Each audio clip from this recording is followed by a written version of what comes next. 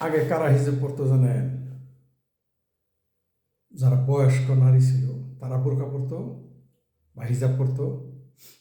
আরেক পড়তো যারা মাদ্রাসায় পড়তো।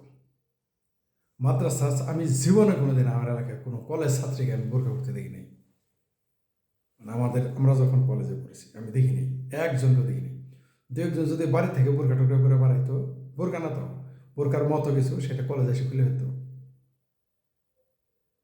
আর এখন অলি গলিতে মানে 2 বছরের বাচ্চারা এখন বোরকা পরায়। শুধু মৌলবীরা না, আমি ছাত্রলীগের 2-2.5 বছরের বাচ্চারা বোরকা পরাইতে দেখছি। ছাত্রলীগের, বিএনপির কথা বাদ, জামাতের কথা বাদ, মানে এইরকম এখন হিজাবের বাহার পড়ে গেছে। আমি চায়না থেকেও দেখেছি 2-2.5 বছরের মেয়েকে বোরকা পরায়। মানে এই জন্যই সম্ভবত চাইনিজরা ইসলাম ধর্মকে একটা ডিজিজ হিসেবে উল্লেখ করেছে। আমি বলি নাই কিন্তু, মাইন্ডেড, ইসলামকে আমি ডিজিজ বলি নাই, চাইনিজ গভর্নমেন্ট বলেছে। চাইনিজ গভর্নমেন্ট বলেছে Islam is a disease. This is not my views আর মাই ভার্স, ঠিক আছে? এটা চাইনিজ গভর্নমেন্ট বলেছে ইসলাম ইজ এ ডিজিজ। কারণ দেখেন সব জায়গায় বিলটা দেখেন কোথায়। হিসাব নিয়ে কেন বললাম জানো? যে একটা মেয়েকে বোরকা পরানো, তোমার বুকে উড়না নাই কেন? আচ্ছা, ওর বুকে উড়না নাই কেন? তোমার প্রবলেম কোথায়? তোমার সমস্যা কি? ওর বুকে উড়না নাই, তোমার সমস্যাটা কোথায়?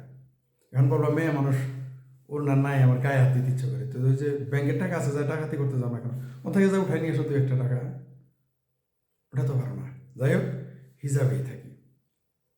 হিজাবে প্রথম যে হিজাবের প্রচার চালাইতো ইনকালাব নামে পত্রিকা, আজকে ইনকালাব মঞ্চ দেখেন না, বাংলাদেশের প্রথম ইনকালাব পত্রিকা হয়েছিল মাদ্রাসায়, কি জমিয়াতুল মুদাসসিরিন এরকম একটা সংগঠন নাকি কি যেন ছিল, মাদ্রাসা শিক্ষক এই টাকা মাইরা মৌলানা রাজ্জাক ইনকালাব পত্রিকা বানাইছিল।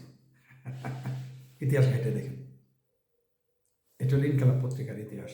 পাকিস্তানের তো পর সহযোগিতা পাইছে আইছে। তো এই ইনকালাব পত্রিকা প্রথম নায়িকার নামে, একা নামে একটা নায়িকা ছিল, একা। সে নায়িকার হিজাব পরে এরকম কান ঢাকায় ওই ছবিগুলো পত্রিকায় দিত মাঝে মধ্যে, আর কোনো পত্রিকা আসতো না এগুলো। আমি কিন্তু এটা রিয়েলি বলতেছি, আপনারা ইতিহাস খুঁজে দেখেন, এটা আমি যাই না বুঝে দায়িত্ব নিয়ে বলতেছি। তো একসময় হিজাব মানুষ পড়তো না, ধর্ম কিন্তু তখনও ছিল, বরং তখন দুর্নীতি কম ছিল, আকাম কুকাম কম ছিল।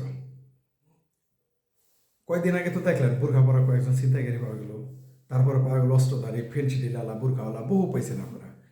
আর সীমান্তবর্তী এলাকায় যখন আমি যাইতাম তখন দেখতাম কি রেলে হোক কি রোডে হোক, বোরকাওয়ালারাই দেখতাম ফেন্সিডিল, ব্লেড, তারপর ইন্ডিয়ান যে কাপড় চোপড় নিয়ে যেত বোরকার নিচে, ঠিক আছে? আবার বনানীতে, তারপর মোহাম্মদপুরে, তারপর গাজীপুরে, সাভারে, সারা ঢাকাতেই দেখবেন যত কলগার্ল আছে, কলগার্ল বুঝছেন তো? ঠিক আছে, এই কলগার্লদেরও বোরখা পরা দেখবেন সবাই। বনানীতে একটা হোটেলের নাম বললাম না, এখনো আছে, থাকতে পারে, আমার মনে আছে স্পষ্ট, শত শত মেয়ে সন্ধ্যায় ঢুকতো আর ভোরবেলা পারা যেত, সব বোরখা পরে আসতো, প্রত্যেকটা কলগার্ল। তো বোরখার সাথে সততার সম্পর্ক নেই, চরিত্রের সম্পর্ক নেই। আপনারা দেখবেন অনেক বোরখা পরা মেয়ে বোরখা পরে এসে ওয়াজের গল্প করে, রোজারি করে, এরা দেখবেন যে রোজা চলে যায়, আবার দেখবেন শর্ট প্যান্ট, হাফ প্যান্ট, বুক ঢাকা খোলা, এগুলো নিয়ে তারা ফেসবুকে আসে, আবার দেখুন বড় বড় গল্প করে। কথাটা কেন বললাম জানেন? যে হারে একদিন আমাদের এলাকার একটা প্রাইমারি স্কুল আছে, আমি কি যেন কারণ দেখতে চাইতেছি, দেখি একটা মানুষ বোরখা পরা ছাড়া না। তো হলো তার মায়েরা আইছে, বাচ্চার মায়েরা কি যেন কাজে আসছে। মজার বিষয় হলো যে ক্লাস 6-এ যখন উঠে দেখবেন আপনার আশেপাশে স্কুলে গিয়ে জিজ্ঞেস করেন, তারা 6-7-এ পড়ে, সবাই কিন্তু বোরখা আলা, যা শুনবেন সবাই প্রেম করে। ওই ছাত্রী মায়ও প্রেম করে, হয় দেবরের সাথে, জামাই বিদেশ গেলে আশেপাশের লোকের সাথে, অথবা জামাই দেশে থাকলেও আশেপাশের লোকের সাথে বা কারো না কারোর সাথে প্রেম করে। আবার তার মেয়েও প্রেম করে 6-7-এ, কিন্তু সবাই বোরখা পরা। কি মিথ্যা বলছি? দায়িত্ব নিয়ে বললাম। আচ্ছা, ওটা বলে কেন বললাম?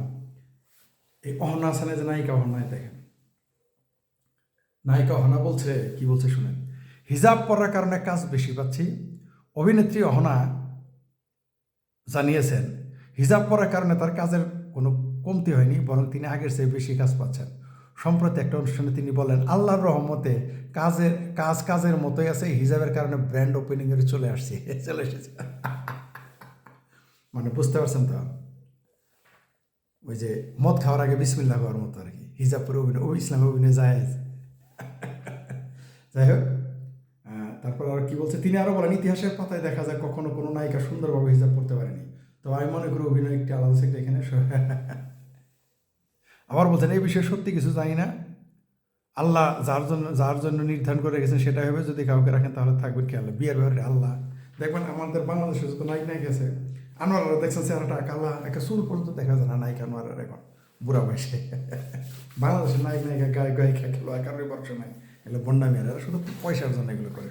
যাই হোক, বললাম তো, নায়িকা একা প্রথমে হিজাব ব্র্যান্ডিং করতো ইনকালাব পত্রিকা, আমার মনে আছে স্পষ্ট, সে আমি 90-95 সালের দিকের কথা বলতেছি এগুলো। এই নায়িকা যেরকম বলছে হিজাব পড়লে কাজ বেশি হচ্ছে, এখন বুঝতে পারলাম যে পর্ণ সিনেমা, পর্ণ বুঝছেন তো, মানে যে ব্লু ফিল্ম পর্ণ সিনেমায় কেন এখন পর্ণতে কেন হিজাব পরেও পর্নোগ্রাফি অভিনয় করে, চাহিদা বেড়ে যায়।